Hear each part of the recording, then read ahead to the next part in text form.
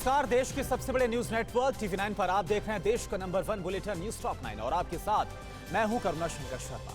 और सबसे पहले बात 5 राज्यों के चुनावी घमासान की। बंगाल में आखिर क्यों तेज हुई बुआ बेटी की लड़ाई? दीदी के मंत्री का भड़काऊ प्लान आखिरकार क्या है? बंगाल में बीजेपी के कितने उम्मीदवार शॉर्टलिस्ट? और दक्षिण की फाइट आखिर कितनी टाइट है?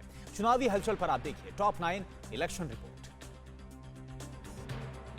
कोलकाता की मस्जिद में ममता की शहरी विकास मंत्री फिरहाद हकीम ने भड़काऊ भाषण दिया और आचार संहिता की धज्जियां उड़ाई। उन्होंने कहा कि बंगाल में कत्लेआम ना हो, इसके लिए बीजेपी को रोकना जरूरी है। बीजेपी उनकी शिकायत चुनाव आयोग से करेगी।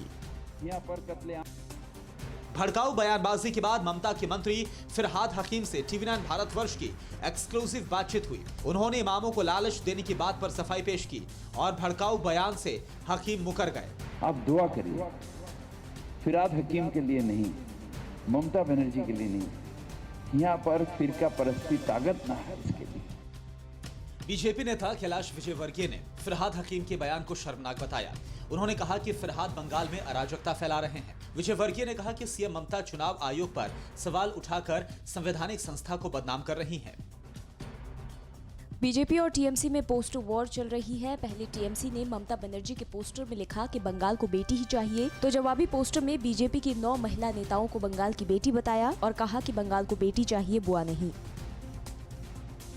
कोलकाता में बीजेपी के 18 चुनावी रथों में हुई तोड़फोड़ से पार्टी भड़की हुई है। इन चुनावी रथों की एलईडी भी चोरी हुई है। बीजेपी ने कहा है कि बंगाल में टीएमसी के अब सिर्फ 63 दिन बचे हैं।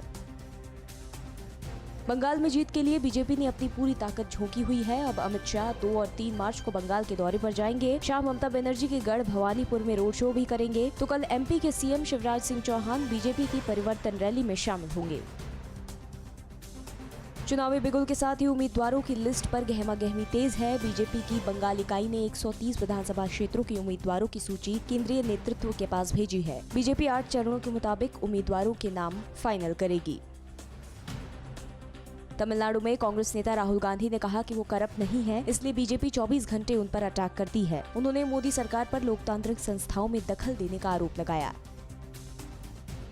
तमिलनाडु में कमल हसन ने चुनावी बिगुल फूंक दिया है। कमल हसन की पार्टी 3 मार्च से मक्कल निधि मय्यम के जरिए कैंपेनिंग शुरू करेगी। 7 मार्च को कमल हसन के उम्मीदवारों की पहली लिस्ट जारी होगी।